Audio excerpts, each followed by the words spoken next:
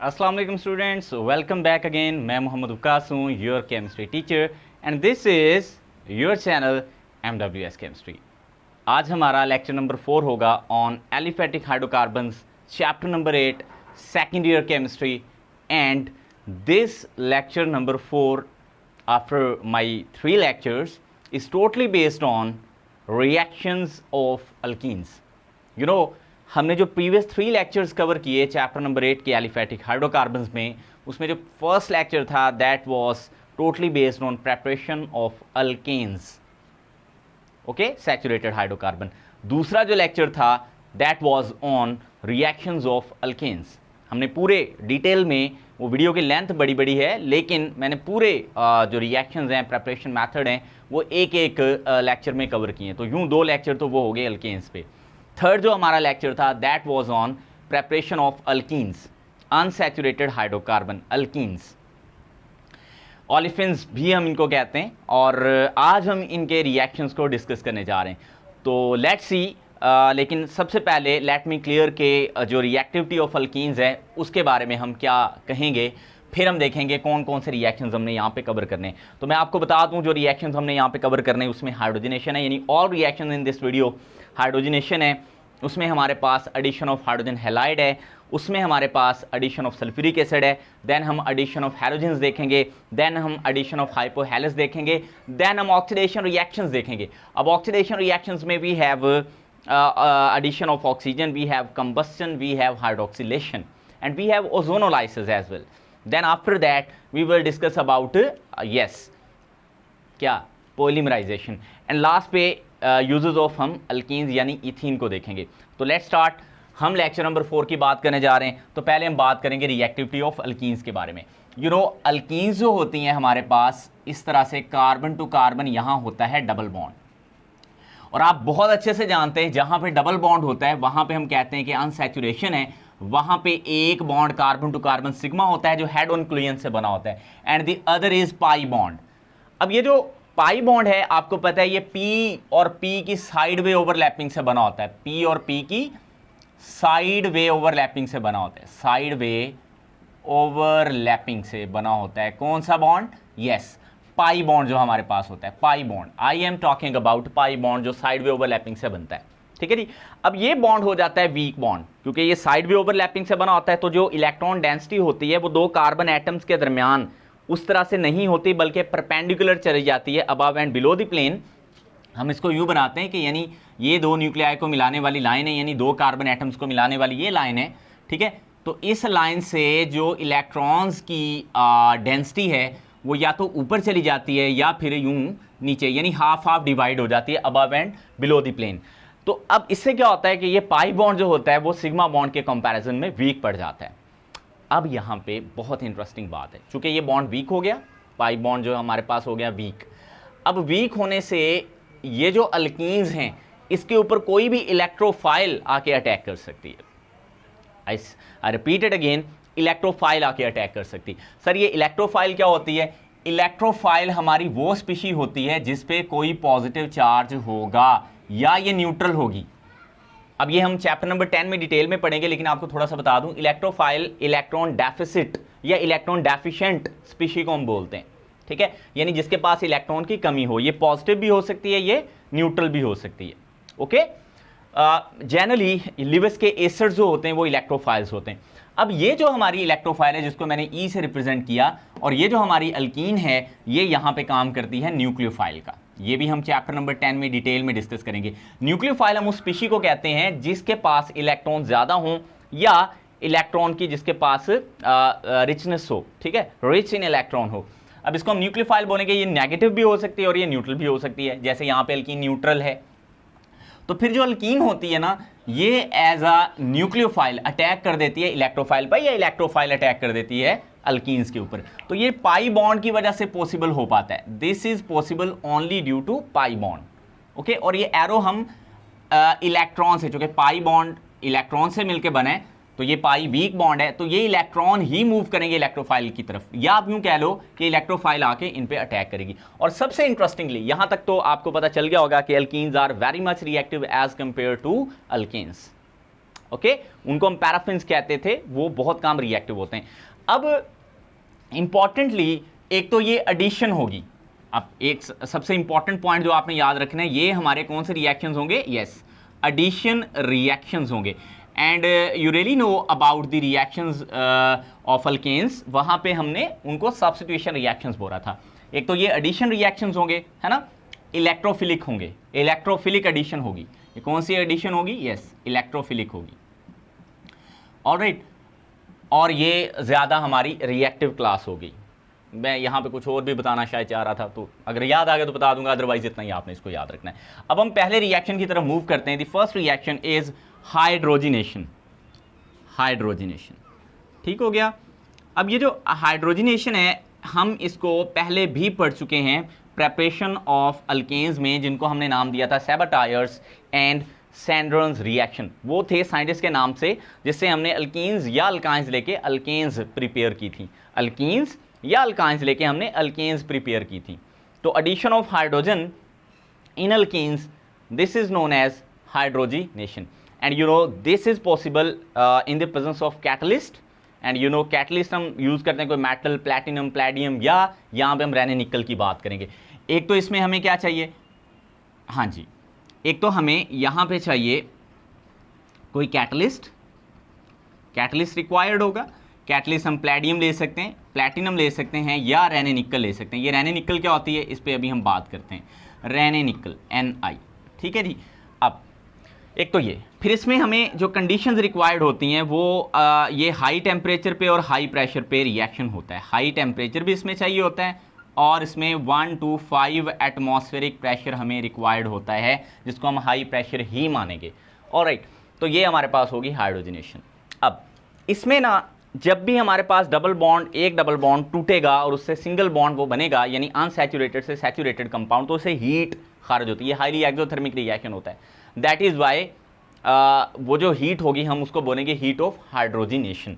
तो ये याद रखना है, ये हमारे पास रिएक्शन किस नेचर का है? एक्सोथर्मिक है। ये पॉइंट याद रखना है, एक्सोथर्मिक, ठीक है जी। और जो हीट यहाँ से रिलीज होगी उसको हम बोलेंगे हीट ऑफ हाइड्रोजिनेशन। अब आप पूछोगे सर ये heat of hydrogenation for 1 double bond कितनी होगी? तो ये आपकी बुक में लिखी हुई है।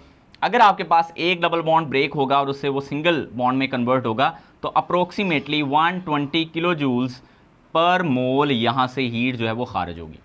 अब इसमें जो सबसे इंपॉर्टेंट पॉइंट है वो है रेने निकल। रेने निकल को लेके बहुत इंपॉर्टेंट शॉर्ट क्वेश्चन आता रहता है, तो ये आपने इंपॉर्टेंटली इसको याद करना है, ठीक है जी। अब रेने निकल क्या होती है? ये एक मरे रेने था जिसने ये कैटलिस्ट जो है वो डिस्कवर किया था, और इस कैटलिस्ट की बहुत ज़्यादा इंडस्ट्रियल एप्लीकेशन है, हैज़र्डस नहीं है, सेफली इसके यूज़ किए जा सकते हैं, बहुत ज़्यादा इफेक्टिव ये कैटलिस्ट होता है। वैसे सिंपल भी निकल हम यूज़ कर सकते थे, बट दिस रेने निकल वी आर टॉकिंग अबाउट, ये मरे रेने ने बनाया था, तो उसके नाम से ही आफ्टर हिज नेम हमने ये लिखा है। अच्छा जी, अब ये हम कैसे बनाते हैं? हम निकल एल्यूमिनियम एलॉय लेंगे, निकल एल्यूमिनियम एलॉय लेंगे। इसका रिएक्शन हम करवाएंगे कास्टिक सोडा के साथ, NaOH के साथ, in the presence of obviously water. Caustic soda solid है तो एक्वस मीडियम में होगा।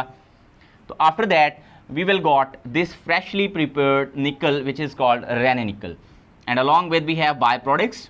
तो ये आपने ये याद रखना है। एंड इसको बैलेंस करने के लिए ना, सॉरी ये 2 आएगा, इस पूरे रिएक्शन को बैलेंस करने के लिए यहाँ पे हाइड्रोजन 3 है चुके, एक और ये 2 3, तो 1.5 यानी 1.5 हमारे पास हाइड्रोजन होगी, तो 3/2 H2 भी हम लिख सकते हैं। अगर इसको और तरह से बैलेंस करना है तो ये 3/2, नीचे वाला 2 खत्म करने के लिए सबको 2 से मल्टीप्लाई भी कर सकते हैं आप। सो दिस इज कॉल्ड, दिस निकल इज कॉल्ड रेने निकल। ये हमारी रेने निकल कहलाती है। अब इसके क्या यूजेस हैं? पेपर में यूँ क्वेश्चन आता है व्हाट इज रेने निकल, तो ये रेने निकल है। हाउ इट इज़ प्रिपेयर्ड, तो ये ऐसे बनती है। और फिर इसके आप इंडस्ट्रियल एप्लीकेशंस बताएं। तो इंडस्ट्रियल एप्लीकेशंस इसकी बहुत हैं कि हम अल्कीन्स को जो है वो अल्कीन में इसमें कन्वर्ट कर सकते हैं, इसी को लेके। लाइक अगर हमारे पास ये कंपाउंड आपकी बुक में जो गिवन है, मैं वही ले लेता हूँ।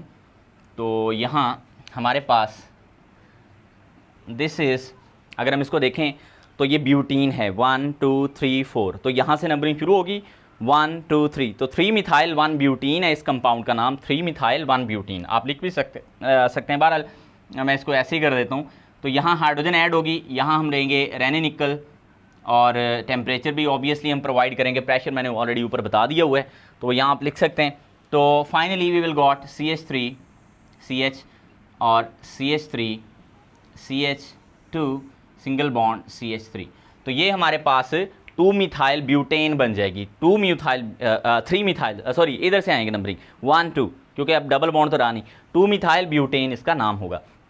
सो ये हम इससे क्या कर सकते हैं, एल्कीन्स को अब एल्केन्स बना सकते हैं। एक तो ये एप्लीकेशन है। इसी तरह जैसे हमारे पास अगर बेंजीन हो, बेंजीन में ऑल्टरनेटिवली हमारे पास 3 डबल बॉन्ड्स होते हैं, लेकिन ये इस तरह से तो नहीं होते। नेक्स्ट हम चैप्टर 9 में पढ़ेंगे ये कैसे पॉसिबल होता है। बहरहाल इसको फिलहाल ऐसे ही, तो यहाँ हमने इसको हीट करना है, then we will got cyclohexane. This is called cyclohexane. तो अब ये देखो यहाँ पे जो डबल बॉन्ड ब्रेक हुआ है, तो यहाँ पे जो एनर्जी रिलीज होगी वो अप्रोक्सीमेटली 120 किलो जूल्स पर मोल होगी। यहाँ पे मैं बात एनर्जी की नहीं करने वाला क्योंकि एक्सेप्शन केस है, इसको हम चैप्टर नंबर 9 में डिस्कस करेंगे। नेक्स्ट हम मूव करेंगे हमारे सेकंड रिएक्शन पे, जिसमें हमारा एक इंपॉर्टेंट रूल भी आएगा, मार्कोनी-कोव्स रूल। तो इस लिहाज से जो हमारा अभी हमने रिएक्शन कवर किया हाइड्रोजनेशन, ये रेने निकल को लेके काफ़ी इंपॉर्टेंट है। और जो अभी हम सेकंड रिएक्शन डिस्कस करने लगे हैं, addition of hydrogen halide, that is interesting and important because we have rule we will discuss in this portion, जो कि हमारा सेकंड रिएक्शन होगा, which is मार्कोनी-कोव्स रूल। वो शॉर्ट क्वेश्चन में भी आता है, ठीक है जी।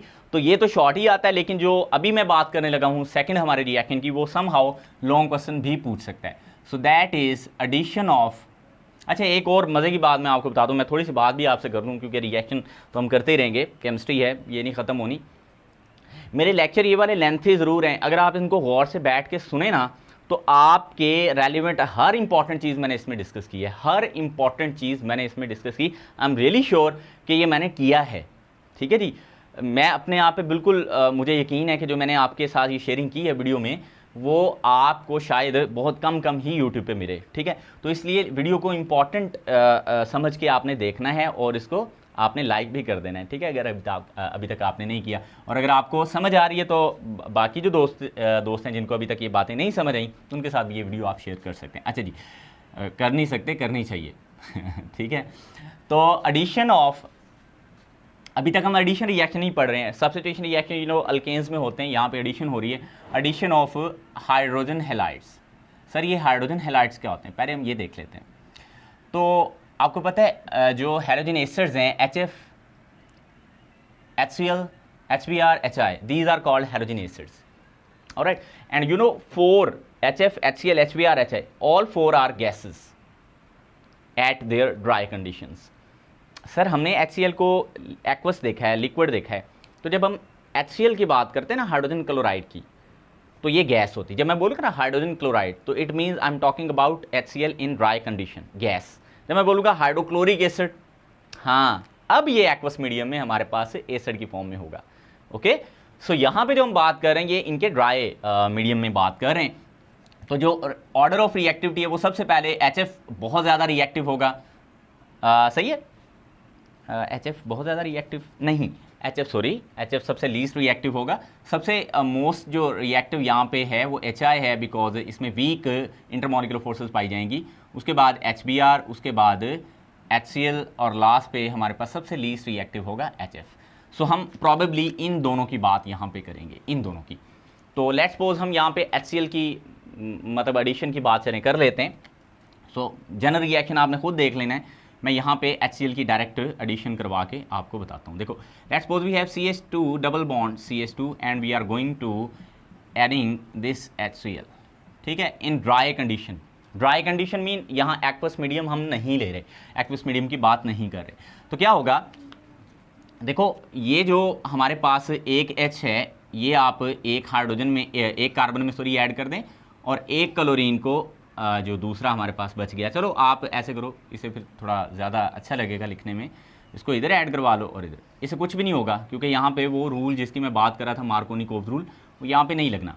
तो आप किसी भी एक इसके पार्ट को यानी नेगेटिव को इधर ऐड करवा दिए और यहाँ पे इधर, तो ये हमारे पास फाइनली ये बन जाएगा CH3 CH2 Cl, क्लोरोइथेन बन गई है, क्लोरोइथेन, ठीक है।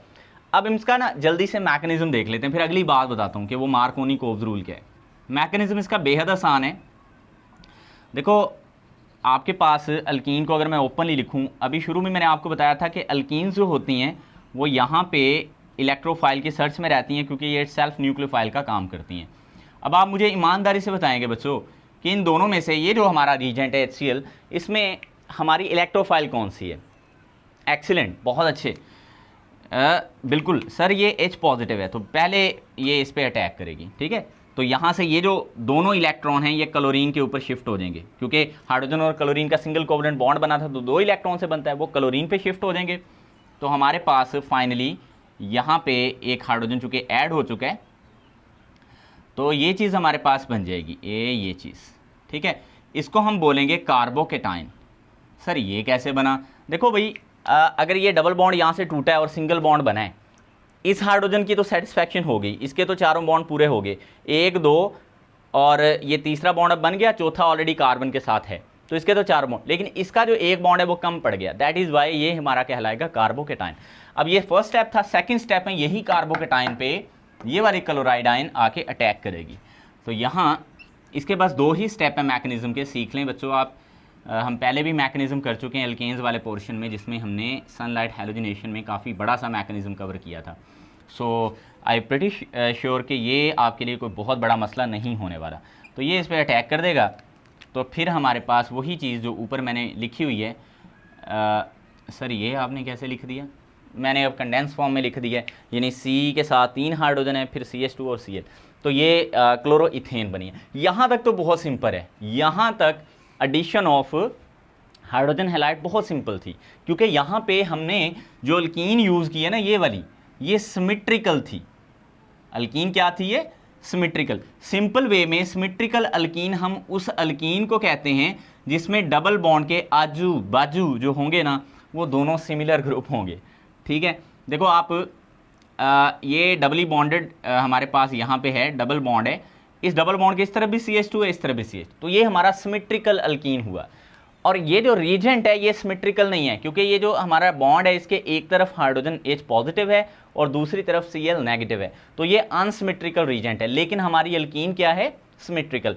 अब लेट्स सी क्या होता है कि अगर हम अल्कीन को भी क्या यूज़ करेंगे? अनसिमेट्रिकल। तो वो मैं यहाँ पर आपको बताता हूँ।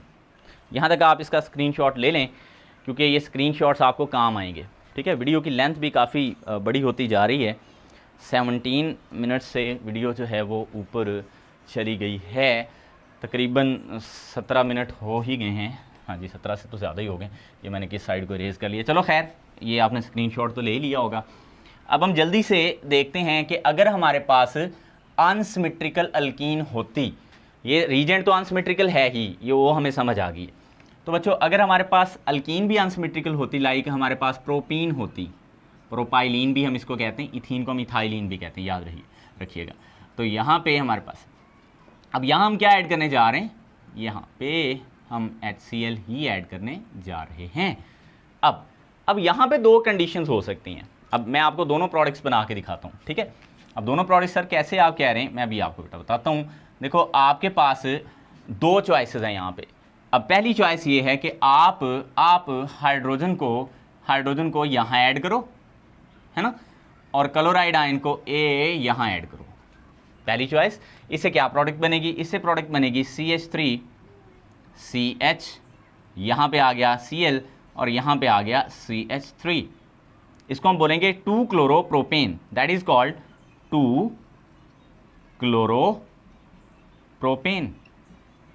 अब इस साइड पे देखें कि अगर मैं दूसरी पॉसिबिलिटी आपको बताऊं कि ये हाइड्रोजन जो है वो मैं यहाँ ऐड करूं इस कार्बन के साथ, और ये क्लोराइड आयन इसके साथ ऐड करूं, यानी इसके ऑपोजिट करूं, तो यहाँ हमारे पास ये चीज़ फिर बनेगी, ये चीज़। इसको हम बोलेंगे 1-क्लोरोप्रोपेन, 1-क्लोरोप्रोपेन। अब ये जो 1-क्लोरोप्रोपेन बनी है ना, ये एक्चुअली फॉर्म नहीं होगी, नॉट फॉर्म। और ये वाली जो हमने इधर वाली साइड पे लिखी, ये एक्चुअली फॉर्म्ड, ये एक्चुअली बनेगी। ब्लू से थोड़ा शायद आपको कम नज़र आ रहा हो, लेकिन चलो मैं डिफरेंट कलर यूज़ करने की कोशिश। तो ये एक्चुअली फॉर्म और ये नहीं हुई।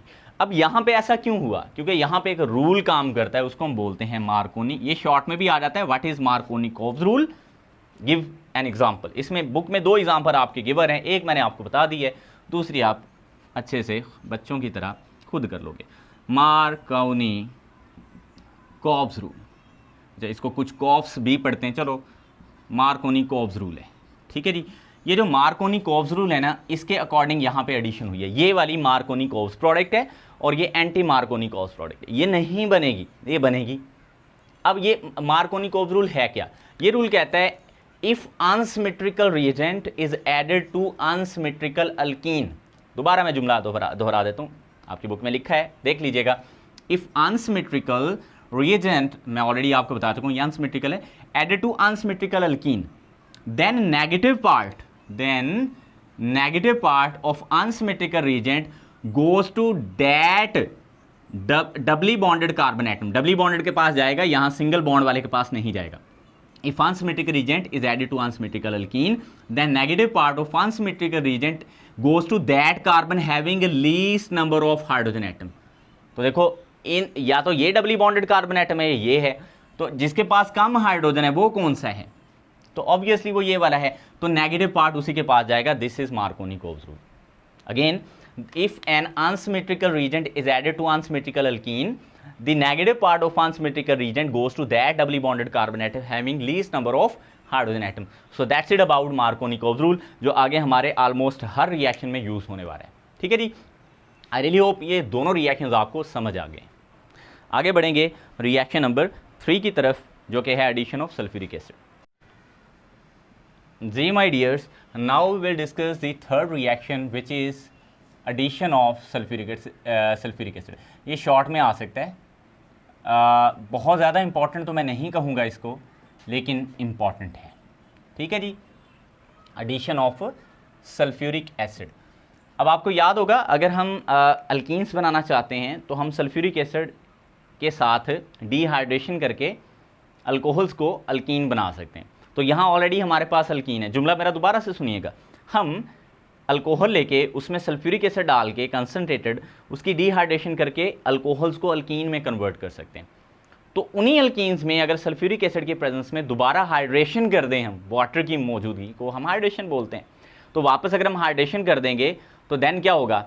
देन ऑब्वियसली वो दोबारा से अल्कोहल्स बन जाएंगी। तो यहाँ पे यही होना है, यही होना है। मतलब ये होना है कि हमारे पास जो सल्फ्यूरिक एसिड है वो जब हम ऐड करेंगे अल्कीन्स के अंदर in the presence of water, यानी वाटर के साथ बॉयल भी करेंगे, तो we will got the final product alcohol. तो देखते हैं, if we have ethene CH2 double bond CH2, हम यहाँ पे सल्फ्यूरिक एसिड लिखते हैं। सल्फ्यूरिक एसिड को थोड़ा ओपन करके लिखते हैं, परेशान नहीं हो जाना।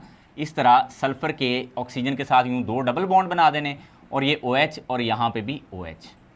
अब आपने करना, इसमें 2 पार्ट्स हैं। 2 पार्ट्स कौन से हैं? एक इसका पार्शियल नेगेटिव पार्ट है और दूसरा इसका पार्शियल पॉजिटिव पार्ट है।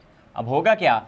अल्कीन के अंदर, अब चूंकि ये सिमेट्रिकल है, यहाँ पे मार्कोनी कॉब्स रूल नहीं लगेगा। ये अनसिमेट्रिकल है लेकिन ये सिमेट्रिकल है, ठीक है जी, तो मार्कोनी कॉब्स रूल नहीं लगेगा। तो पहले में मैं हाइड्रोजन ऐड करवा देता हूँ, ये वाला, ये हाइड्रोजन, और बाकी में मैं ये ऐड करवा देता हूँ, यानी CH2O SO3H बना।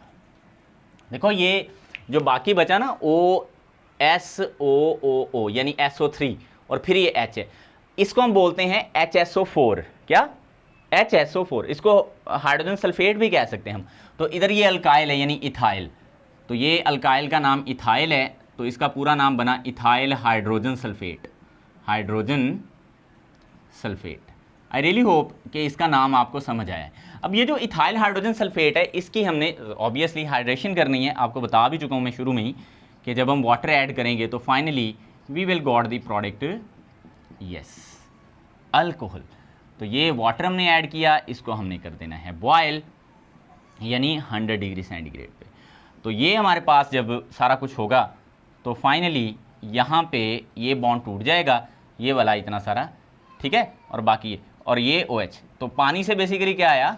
पानी में OH होता है और H पॉजिटिव होता है, तो पानी से H पॉजिटिव आएगा, ठीक है, यानी ये दोनों, ये वाला और ये मिलके आपस में दोबारा से बना देंगे सल्फ्यूरिक एसिड। तो देखो ये उसी रिएक्शन का रिवर्स है कि अगर हम अल्कोहल में सल्फ्यूरिक एसिड डालें, डिहाइड्रेशन के बाद हमारे पास अल्कीन बनती है। तो इसी अल्कीन में अगर हम दोबारा से सल्फ्यूरिक एसिड डाल के हाइड्रेशन करवाएं, after that we will got yes alcohol. तो ये छोटा सा है, इसमें आप अनसिमेट्रिकल अल्कीन भी लेके कर सकते हो, लेकिन जब आपने अनसिमेट्रिकल अल्कीन लेनी है तो मार्कोनी-कोप्स रूल अप्लाई करना है। मसलन ये मैंने एक अनसिमेट्रिकल अल्कीन ली है और इसमें हमने वही काम करवाना है जो अभी मैंने किया। तो देखते हैं, आपके लिए असाइनमेंट छोड़ रहा हूँ, देखते हैं आप इसमें क्या करोगे। देखो यहाँ पार्शियल नेगेटिव और हाइड्रोजन पे क्या है, पार्शियल पॉजिटिव। यहाँ मार्कोनी-कोप्स रूल लगना है। अब आपने देखना है नेगेटिव पार्ट किधर जाएगा, तो ऑब्वियसली वो यहाँ जाएगा और पॉजिटिव यहाँ जाएगा। इसको बाकी को आपने खुद कर लेना है, योरसेल्फ, ठीक है। योरसेल्फ ही होती है ना इंग्लिश खुद करने की, ठीक है जी। ये आपने योरसेल्फ देखना है, आपके लिए छोटी सी असाइनमेंट है, तो पता चल जाएगा आपको ये कितनी समझ आई है। अब हम फोर्थ वाले की तरफ मूव करते हैं। मैं ये वापस इसलिए आया हूँ क्योंकि मैं देख रहा था कि पता नहीं जो वॉइस रिकॉर्डिंग है वो मैंने ऑन की थी, तो बिल्कुल जी मैंने माइक की रिकॉर्डिंग ऑन की हुई है। आगे बढ़ते हैं, हमारा जो चौथा रिएक्शन है दैट इज़ इम्पॉर्टेंट लॉन्ग, ठीक है। ये है हमारे पास एडिशन ऑफ हैलोजेंस। बिल्कुल घबराना नहीं है आपने, पहली तो बात, आपने बिल्कुल भी घबराना नहीं है, ठीक हो गया। और घबराने लग गए ना अगर आप, तो देखेंगे कि सर ये इतने मुश्किल रिएक्शन कैसे। केमिस्ट्री जो सेकंड ईयर है, आप बार बार लिखने से इसको याद कर सकते हो, सिर्फ पढ़ने से ये याद नहीं होती या समझने से याद नहीं होती, बार बार रिएक्शंस को लिखना पड़ता है। यानी आप यूँ समझ लो, अगर आपने सेकंड ईयर में केमिस्ट्री को अच्छे नंबरों से पास करना है तो हर रिएक्शन कम से कम आपने, जितने भी आपके टेस्ट आए हैं, जो भी आप तैयारी कर रहे हो, कम से कम 8 से 10 दफ़ा आपने हर रिएक्शन को लिखा हो तो नहीं वो भूलता, अदरवाइज ये बहुत जल्दी जहन से निकल जाते हैं। तो परेशान नहीं होना, प्रैक्टिस प्रैक्टिस प्रैक्टिस, ठीक है, and it will make you perfect. Okay so हमने अल्कीन्स में हाइड्रोजन ऐड करनी, और अब आपको पता है ये लेट्स सपोज हमारे पास अल्कीन है इथीन, और इसमें जब हम हाइड्रोजन ऐड करेंगे तो हमारे पास विसिनल डाइहैलाइड बनेगी। क्या बनेगी? Vicinal dihalide. याद रहे हैलोजन ऐड करनी है, हैलोजन से मुराद fluorine, chlorine, bromine and iodine है। तो अगर हम यहाँ पे रिएक्टिविटी ऑर्डर देखें तो फ्लोरीन सबसे ज़्यादा रिएक्टिव है, देन क्लोरीन, देन ब्रोमीन, और लास्ट पे सबसे कम रिएक्टिव हमारे पास है आयोडीन। पीछे बच्चों का थोड़ा शोर आ रहा है, उसे आपने बिल्कुल परेशान नहीं होना, you must focus on your video, तो मेरे बोलने पे फोकस रखें। अच्छा खैर, फ्लोरीन जो है सर अभी आपने बताया कि HF तो सबसे कम रिएक्टिव है। बच्चों वो तब था जब H और F का बॉन्ड था, H और F का बॉन्ड बहुत स्ट्रॉन्ग बॉन्ड होता है, लेकिन कंपैरेटिवली जो फ्लोरीन का बॉन्ड है वो बहुत वीक होता है, ये जल्दी टूटता है, इसकी वजह रिपल्शन होती है। ये हम 5वें चैप्टर में पढ़ेंगे, जो अभी हम पीछे छोड़ के आ गए। बहरहाल ये बहुत ज़्यादा रिएक्टिव एक्सप्लोसिव भी हो सकता है समहाउ, तो ये आप नहीं करवाते हो, तो ये बहुत स्लो रिएक्शन देती है। तो प्रॉबेबली अगेन यहाँ क्लोरीन और ब्रोमीन की बात होगी। और इम्पॉर्टेंटली यहाँ पे जो मैं रिएक्शन आपको पढ़ाने लगा हूँ ना, वो है ब्रोमिनेशन, यानी एडिशन ऑफ हैलोजन में we are just talking about bromination, यानी एडिशन ऑफ ब्रोमीन। अब ब्रोमीन की जो एडिशन है ना अल्कीन्स के अंदर, ये अल्कीन्स को टेस्ट करने के लिए भी यूज़ होता है ये reaction. This reaction is also used to identify the presence of double bond in alkenes, because if you add the bromine water, because it is liquid in form, that is why we called it bromine water, especially its name. If you add the bromine water into alkenes, then the red color, ये इसका red color होता है bromine का, तो red color of bromine will be fade, तो वो ख़त्म हो जाएगा। इससे आपको क्लैरिटी हो जाएगी जो जिस चीज़ में आपने ब्रोमीन को डाला है वो हमारी अल्कीन है, उसमें अनसैचुरेशन मौजूद है। तो product will be vicinal dihalide, vicinal dihalide. Okay, vicinal dihalide sir क्या होती है? जिसमें एडजेसेंटली कार्बन एटम्स के साथ हैलोजन जुड़े हों। So let we have the reaction first, after that we will discuss about its mechanism. ये रिएक्शन होता है बच्चों CCl4 की प्रेजेंस में। यहाँ पे भी आप लिख सकते हैं CCl4 एज ए यहाँ पे सॉल्वेंट इस्तेमाल होगा, ठीक है जी।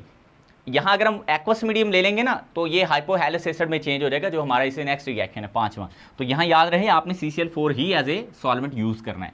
तो after that we will got CH2, यहाँ एक ब्रोमीन ऊपर आपने लगानी है और एक ब्रोमीन। इस प्रोडक्ट को हम सिन प्रोडक्ट कहते हैं, सिन विसिनल डाइहैलाइड ये बनी है। सिन स्टीरियो स्पेसिफिक एक हमारे पास स्टीरियो सेलेक्टिव या स्टीरियो स्पेसिफिक है यहाँ पे। तो ये सिन इसकी ज्योमेट्री की वजह से हम इसको बोलते हैं। बहरहाल आपके सिलेबस में ये ज़्यादा डिटेल नहीं है। तो सिन विसिनल 1,2-डाइब्रोमो इथेन, हाँ विसिनल भी ना भी बोलें, सिन 1,2-डाइब्रोमो इथेन आप इसको बोल सकते हैं, 1,2-डाइब्रोमो इथेन। इसका मैकेनिज्म देख लेते हैं। मैकेनिज्म इसका इम्पॉर्टेंट है। और मैं आपको शुरू में भी बता चुका हूँ, ये इंपॉर्टेंट लॉन्ग क्वेश्चन भी है, लॉन्ग क्वेश्चन में आ जाता है ये। तो फर्स्ट हम पहले ये बना लेते हैं इथीन। देखें, अच्छा इसमें ना मार्कोनी-कोव रूल लग ही नहीं सकता किसी भी सूरत। उसकी वजह ये है जो हमारा रीजेंट है वो सिमेट्रिकल है, यानी जब हम ब्रोमीन को बनाएंगे ना तो ये सिंगल बॉन्ड के दोनों तरफ सेम आ रही है, ब्रोमीन ब्रोमीन, तो ये हमारा सिमेट्रिकल है, ठीक है जी। तो अगर यहाँ हम मार्कोनी-कोव रूल अप्लाई करना चाहें तो ये नहीं होगा, लेकिन somehow it show polarity due to presence of double bond. तो जिसको हम कहते हैं ना डायपोल इंड्यूस डायपोल फोर्सेस, तो इट सेल्फ ये नॉन पोलर है, लेकिन जब अल्कीन के पास आएगा, अल्कीन स्लाइटली पोलर होती हैं, स्लाइटली पोलर होती हैं, तो इसकी वजह से यहाँ पे पोलैरिटी इंड्यूस होगी, एक पे पार्शियल पॉजिटिव चार्ज आएगा और एक पे पार्शियल नेगेटिव चार्ज आएगा। आफ्टर दैट यहाँ पे ये डबल बॉन्ड जो है वो सिंगल बॉन्ड में टूट जाएगा, ये यहाँ यूँ हाइड्रोजन ऐसे ही रहेंगे, और यहाँ आपके पास ब्रोमीन पे आ जाएगा positive charge. Bromine coordinate covalent bond भी बना सकती है due to the presence of one lone pair on it. तो यहाँ ये अटैक हुआ, ये बॉन्ड यहाँ से टूटा, तो ये जो ब्रोमीन है ना, एक यहाँ से जो निकल गई उस पर मुकम्मल नेगेटिव चार्ज होगा। इस इंटरमीडिएट को, ये वाली जो हमारे पास बनी है, that is called bromonium ion. Bromonium ion, bromine की वजह से, ये याद रहे, यहाँ एक्स्ट्रा एक कोऑर्डिनेट कोवलेंट बॉन्ड बना लिया हुआ है ब्रोमीन ने एक कार्बन एटम के, एक के साथ उसका डायरेक्ट कोवलेंट बॉन्ड है ना, और दूसरे के साथ कोऑर्डिनेट कोवलेंट बॉन्ड है। अब ये कोऑर्डिनेट कोवलेंट बॉन्ड आप चलो ये मान लो ये वाला, ये टूट जाएगा जब ब्रोमीन दूसरी आके एज ए न्यूक्लियोफाइल अटैक करेगी। तो इसको एक दफ़ा दोबारा बना लोगे आप इसी तरह। परेशान बिल्कुल नहीं होना आपने, ओके स्टूडेंट्स, बिल्कुल परेशान नहीं होना, और परेशान होने की ज़रूरत है भी नहीं। उसी को दोबारा आपने बनाना होता है सेकंड स्टेप में भी, जो पहले चीज़ पहले स्टेप में बनी होती है। तो ये अब अटैक करेगी ऊपर से ऑपोजिट साइड से, तो ये यहाँ से बॉन्ड ब्रेक हो जाएगा। मैंने आपको बताया एक इसमें कोऑर्डिनेट कोवलेंट बॉन्ड की तरह समझ लें, एक कोवलेंट बॉन्ड, तो कोऑर्डिनेट कोवलेंट बॉन्ड को आपने तोड़ देना है। तो finally you will got the syn product, जो मैं अभी आपको बता भी रहा था कि हमारे पास यहाँ जो प्रोडक्ट बनती है वो सिन होती है डायहैलाइड में, ठीक है। विसिनल डायहैलाइड तो बनती है, लेकिन वो बनती है सिन फॉर्म में, ऑलराइट, यानी एक ब्रोमीन ऊपर होगा और एक ब्रोमीन नीचे होगा। So that's it about addition of halogen. I'm pretty sure you enjoyed this addition of halogens. Now we are going our fifth addition, which is addition of hypohalous acid. जी students, अभी आपको मैंने एक बात बताई थी, जब भी मैं आपको एडिशन ऑफ हैलोजेंस करवा रहा था, तो मैंने कहा था कि अगर हम हैलोजेंस को CCl4 की फॉर्म में लेंगे, CCl4 एज ए सॉल्वेंट लेंगे हैलोजेंस को, तो फिर वो ये जो आपके सामने एडिशन थी वो होगी। लेकिन अगर हम एक्वस मीडियम में लेंगे तो फिर ये होगी addition of हाइपोहैलस acid, hypohalous acid. अब ये पहले बनेगा इंटरमीडिएटली ही रिएक्शन के अंदर ही, जब हमने हैलोजन को अलॉन्ग विद वाटर ऐड किया होगा। सो सबसे पहले मैं यहाँ पे लिखूँगा X2 प्लस वाटर। सो पहले ये आपस में रिएक्ट करेंगे, तो यहाँ पे बनेगा HX and HOX। This HOX is known as hypohalous acid, hypohalous acid. और यहाँ पे इलेक्ट्रोनेगेटिविटी डिफरेंस की वजह से फ्लोरीन यहाँ पे नहीं होता नॉर्मली, तो ऑक्सीजन बाकी सारे हैलोजन से ज़्यादा इलेक्ट्रोनेगेटिव ही होती है, तो ऑक्सीजन पे पार्शियल नेगेटिव चार्ज होता है और इस X पे पार्शियल पॉजिटिव चार्ज होता है, और इसी को हम हाइपोहैलस एसिड कहते हैं। अगर यहाँ पे क्लोरीन हो तो हाइपोक्लोरस एसिड होगा, ब्रोमीन हो तो ब्रोमस एसिड होगा, हाइपोब्रोमस एसिड। तो यही हम हाइपोहैलस एसिड ऐसे ही लिख लेते हैं। अल्कीन के अंदर इसकी एडिशन करवा लेते हैं जल्दी से, क्योंकि वीडियो बहुत लंबी हो जाएगी।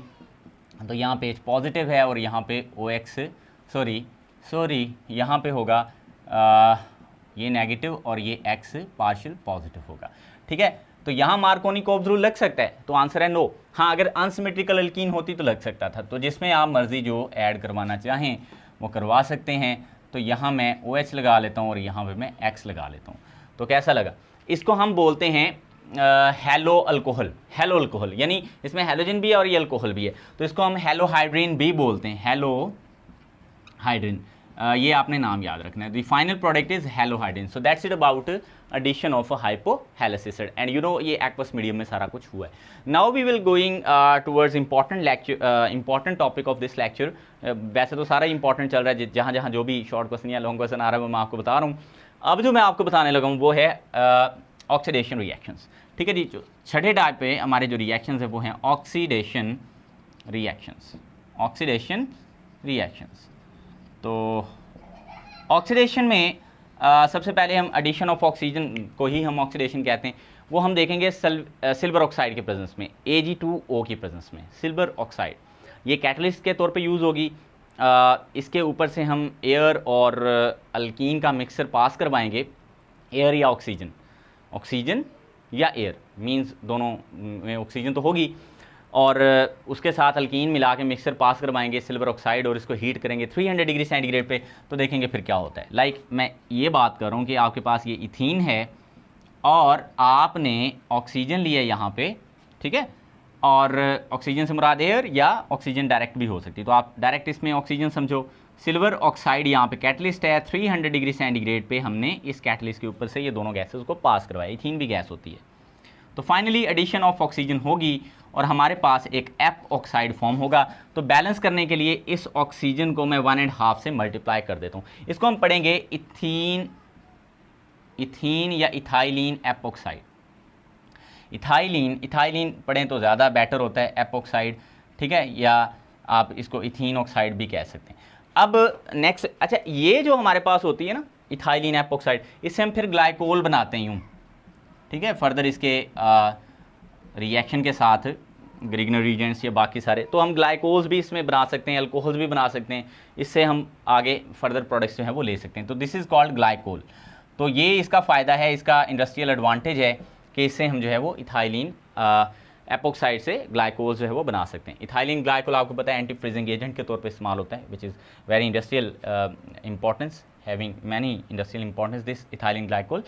तो आगे बढ़ते हैं, अगर यही यहाँ पे प्रोपीन होती लाइक दिस वन, तो यहाँ पे भी हाफ मोल ही ऑक्सीजन हम लेते हैं, सेम कैटलिस्ट ले लेते आप Ag2O। ये एक मक्खी जो है ना ये भी मुझे तंग करी जा रही है, 300 डिग्री सेंटीग्रेड, ये भी शायद लेक्चर सुनने आई है, आप तो सुन नहीं रहे तवज्जो के साथ, तो शायद ये सुनी जा रही है। तो यहाँ पे आ गया हमारे पास, ओके, ये हमारे पास प्रोपाइलिन एपॉक्साइड कहलाएगी, प्रोपाइलिन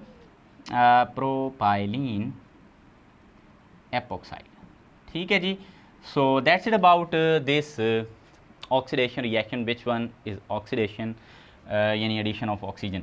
आगे बढ़ेंगे, कंबसन है हमारे पास इसी में, ये इसका ए पार्ट समझ लें आप, ठीक है, बी पार्ट इसका कंबसन है, और कंबसन में मुझे ज़्यादा एक्सप्लेन करने की ज़रूरत नहीं है, आप बहुत अच्छे से जानते हो जब कंबसन होती है तो हमारे पास क्या क्या बनता है, यस हमारे पास वाटर वेपर्स बनते हैं, और हमारे पास क्या बनता है, यस कार्बन डाइऑक्साइड बनती है, और हीट खारिज होती है। इसको आपने खुद कर लेना है, ठीक है। ऑक्सीजन की प्रेजेंस में आपको पता है कंबसन होती है, कोई भी एक अल्कीन जैसे इथीन ले लें चलें, और साथ में ये O2, आफ्टर रिएक्शन ये इसको फ्लेम करेंगे तो ये बनेगी CO2, और प्लस में वाटर, और प्लस में हीट बनेगी, बाकी इसको बैलेंस आपने खुद कर लेना है। नेक्स्ट हमारे पास C इसमें टाइप जो आ गई है वो है बहुत इंपॉर्टेंट। अच्छा ये भी इंपॉर्टेंट थी, वैसे तो ये भी इंपॉर्टेंट है, लेकिन ये बहुत ज़्यादा इंपॉर्टेंट है, ये वाली जो C वाला है ये बहुत ज़्यादा इंपॉर्टेंट है, इसको हम ओजोनोलाइसिस कहते हैं। मोस्ट इंपॉर्टेंट यूँ समझ लें, मोस्ट इंपॉर्टेंट शॉर्ट क्वेश्चन। अच्छा ओजोनोलाइसिस से पहले ना चलें हाइड्रोक्सिलेशन कर लेते हैं, वो भी मोस्ट इंपॉर्टेंट ही है, ठीक है। तो C वाला यहाँ पे ऑक्सीडेशन रिएक्शन हमारे पास होगा hydroxylation. Hydroxylation one of the most important short question in your book, ये भी इंपॉर्टेंट शॉर्ट क्वेश्चन है और ये मोस्ट इंपॉर्टेंट में से है। इसमें हम करते क्या हैं मैं आपको बताता हूँ, लाइक ये हमने कोई एल्कीन ली है ना, इसमें अगर हम presence of double bond check करना चाहते हैं, अनसैचुरेशन चेक करना चाहते हैं, अनसैचुरेशन में डबल या ट्रिपल बॉन्ड दोनों हो सकते हैं, ठीक है जी, तो हम ये टेस्ट करते हैं, हम इसको बायर्स टेस्ट भी बोलते हैं, ये याद रखना, this is also called Baeyer's test. अब ये बायर्स रीजेंट क्या होता है पहले ये देख लेते हैं, फिर हम बायर टेस्ट की बात कर लेंगे। बायर्स रीजेंट तो ये ना 1% अल्कलाइन KMnO4 का एक्वा सोल्यूशन होता है, ये मैंने इतना कुछ बोल दिया, ठीक है जी। पहली तो बात ये 1% अल्कलाइन KMnO4 का एक्वस सोल्यूशन होता है। इसका मतलब ये है कि KMnO4 बहुत ही थोड़ा होगा, यहाँ पे 1% होगा, पानी के अंदर होगा, और अल्कलाइन मीन इसमें कोई NaOH या KOH वगैरह हमने डाला होगा। तो यहाँ हम अब इक्वेशन को कैसे लिखेंगे, यहाँ हम पहले KMnO4 चलें लिख लेते हैं, साथ में एक्वस है तो वाटर लिख लिया, अल्कलाइन मीडियम में है, और इसको ना हमने गर्म शर्म नहीं करना, ठीक है, मोस्ट प्रॉबेबली हम रिएक्शन में हीट कर रहे थे, इसको कूल कंडीशन में आपने लेना है। So this is called Baeyer's test. तो इसमें प्रोडक्ट जो हमारे पास बनेगी दैट इज़ इथाइलिन ग्लाइकोल। जल्दी से कर लेते हैं, टाइम बहुत ज़्यादा हो गया है। बहरहाल लेक्चर भी इतना कुछ, ये बेसिकली जो मैं आपको इस वीडियो में लेक्चर पूरा कवर करवा रहा हूँ ना, ये कम से कम 2 से 3 हिस्से इस लेक्चर के किए जाते हैं। बहरहाल इंटरेस्टिंगली अगर आप इसको एक ही लेक्चर में सीख लेते हैं that will be very good for you and for me as well if you watch the video completely. Finally KOH में इसमें बनेगा, MnO2 भी इसमें हमारे पास बन जाएगा बाय प्रोडक्ट्स के तौर पे। इसको याद रखने के लिए आपको एक ट्रिक बताता हूँ, ठीक है, बैलेंस करने के लिए। 324 और 322, ओके। 324 कैसे, 3 2 4 एंड 3 2 एंड 2। सो ये आपने डिजिट्स जो हैं वो याद रख लेने हैं, फिर आपके लिए ये लिखना आसान हो जाएगा। नेक्स्ट हमारे पास जो D है दैट इज़ ओजोनोलाइसिस।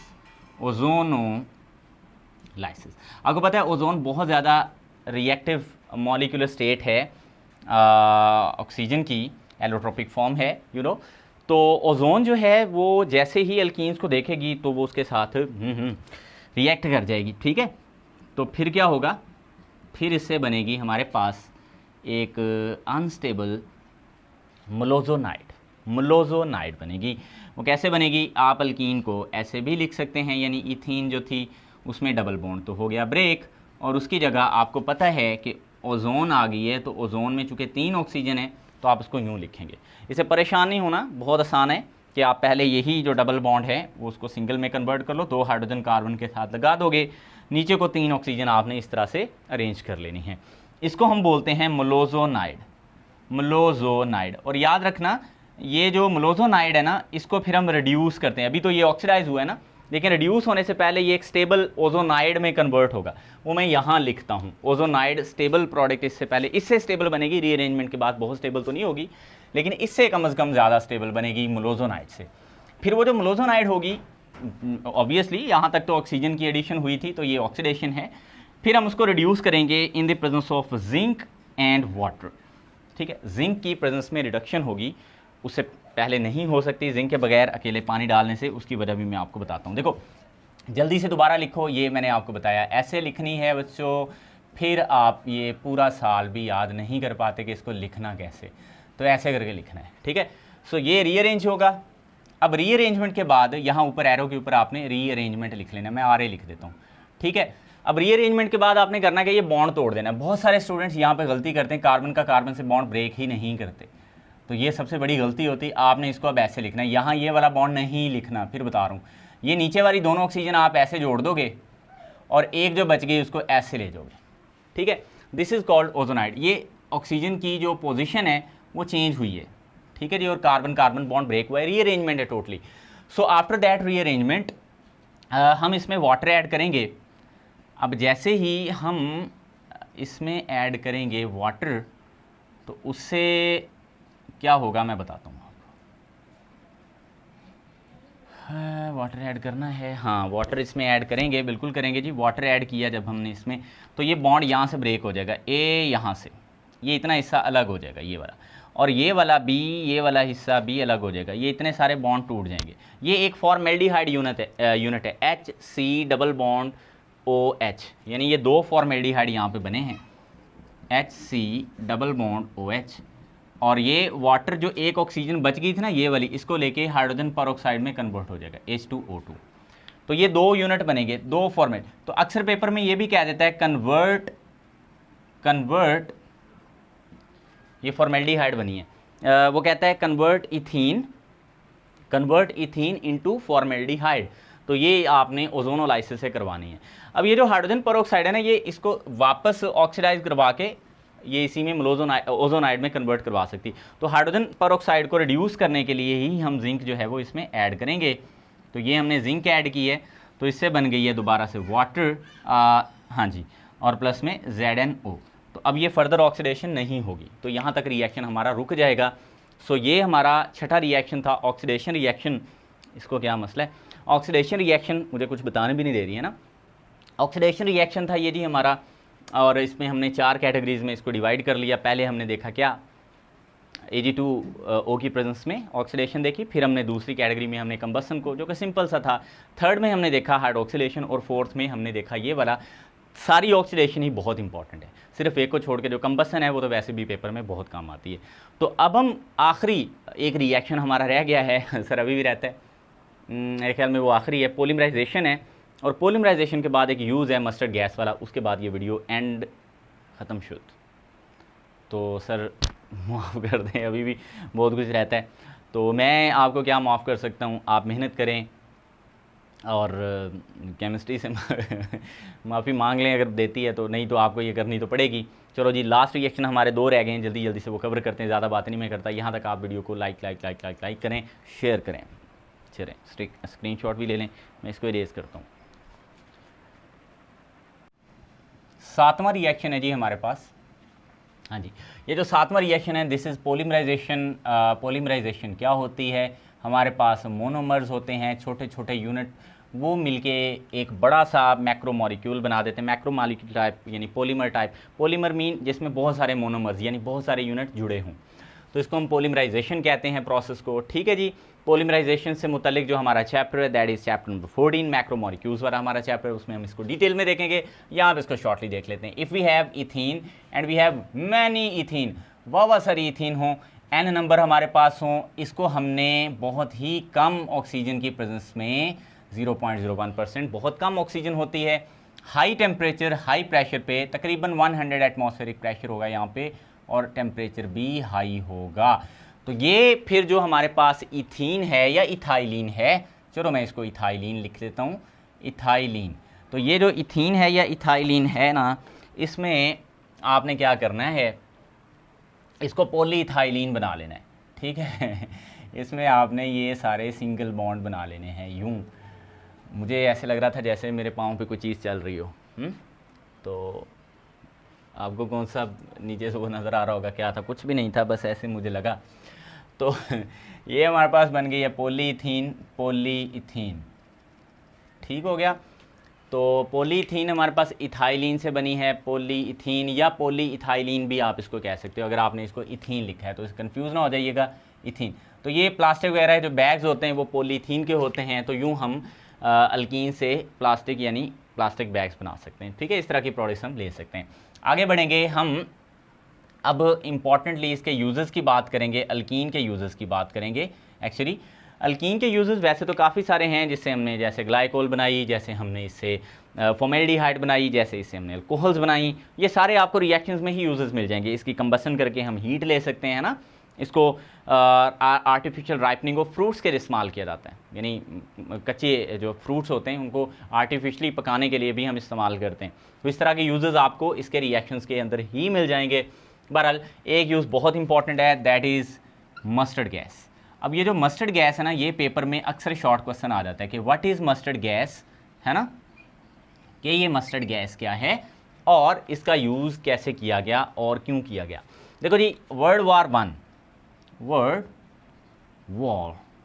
1, तो ये आपको पता है 1914 में इसका आगाज़ हुआ, 1919 में ये ख़त्म हुई है, और इसमें जो ऑटमन एम्पायर थी, वो जो सल्तनत उस्मानिया थी हमारे मुसलमानों की, वो ख़त्म हो गई थी। खैर ये तो बहुत लंबी कहानी है। वर्ल्ड वॉर 1 जो थी, इसमें इसको एज ए वेपन इस्तेमाल किया गया। किसको भला? यस, केमिकल वेपन के तौर पे इस्तेमाल किया गया मस्टर्ड गैस को। ठीक है, अब ये बेसिकली हाई बॉइलिंग लिक्विड होती है, हाई, ऐसे केमिकल्स को जंग में बहुत ज़्यादा जो है वो रिस्ट्रिक्ट रखा जाता है, यूज़ नहीं किया जाता। तो हाई बॉइलिंग लिक्विड, चलें आप लिख लें, हाई बॉइलिंग लिक्विड है ये। कौन भला? Mustard gas, high boiling liquid. अब ये जो high boiling liquid mustard gas है, ये जब एनिमी के ऊपर जाके फॉल करती थी ना, तो उसके ये एक स्ट्रॉन्ग वेसिकेंट का काम करती थी। वेसिकेंट है ये, वेसिकेंट। और ये जब जाके गिरती थी तो ब्लिस्टर्स बना देती थी, है ना, फॉर्म्ड ब्लिस्टर ऑन एनिमी।